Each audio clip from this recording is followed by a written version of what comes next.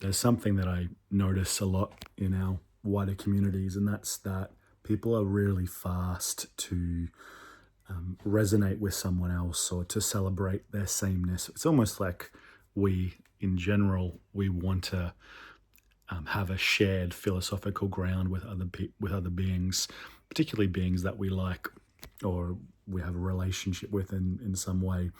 But what happens, and what I see a lot of the time, is that there is a huge assumption that we get someone else's ground, or that we already have an understanding of the wisdom that they hold, or the pieces of creation that they're in intimacy with.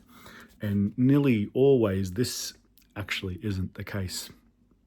Well, what I see us growing into is being really slow in our listening to each other, being a lot less hasty to think that we understand what each other's saying or what each other's ground is or what the wisdom that comes through each other is. And I see it in, you could say, the conscious communities. Maybe that's one way to language it, quite a lot, where people assume that there's a shared ground or a shared philosophical ground, and maybe that's because they don't, there's not a desire for confrontation or for conflict or for challenge.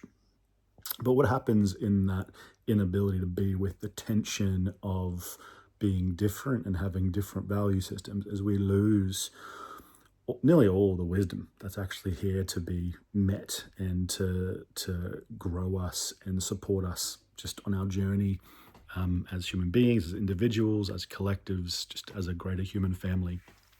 I find that a lot of the time when I'm speaking to some of my peers, you could call them peers, something like that, that they assume that we have similar ground. And rather than being deeply curious about what my ground is and what my understanding of things are, they'll kind of assume that there's, their set understanding is what I also hold. And 9 times out of 10, that's not the case. 9 times out of 10, my relationship with a thing is really profoundly different to theirs. And sometimes I'll have a really grown relationship with something that they won't have a grown relationship with. And other times they'll have a grown relationship with something that I won't have a grown relationship with. And I feel like we're supposed to be in support of each other in this. And rather than being so fast, so hasty to resonate with each other, so hasty to share the same ground or to put onto each other this idea that we're the same, I think it's really powerful when we begin to lean into our differences and we begin to be empowered and intrigued and empowered by our differences, our different listening, the different parts of creation that we're each custodians for. The parts of creation that I am in deep intimacy with will be different in some ways, in subtle ways, sometimes in huge ways, other times, to what you are in intimacy with. And in some ways, we advocate for the parts of creation that we're in intimacy with, or that which we hold sacred is what we kind of hold point for in the world. And so it's really beneficial to be slow to assume that our ground is the same. And it's really beneficial to be slow to assume that someone else doesn't actually have a more developed understanding of something than we do. So we get to be really curious with each other, really intrigued in each other, and we get to ask each other questions and inquire into each other's perspectives and grounds in a way that actually reveals what's there. We get to know each other, not for our some kind of projected idea that we put on each other that makes us comfortable, makes us feel like we're in resonance, but rather we get to be in deep curiosity about each other and about each other's ground, knowing that somewhere in those revealings, particularly with particular people, they are going to have things that radically and profoundly shift our own perspectives and sometimes the course of our lives. Particular beings who've deeply listened and spent a lot of time in their inquiry and in their transformation, they're going to have ground that is going to be more mature than ours at different points of the journey.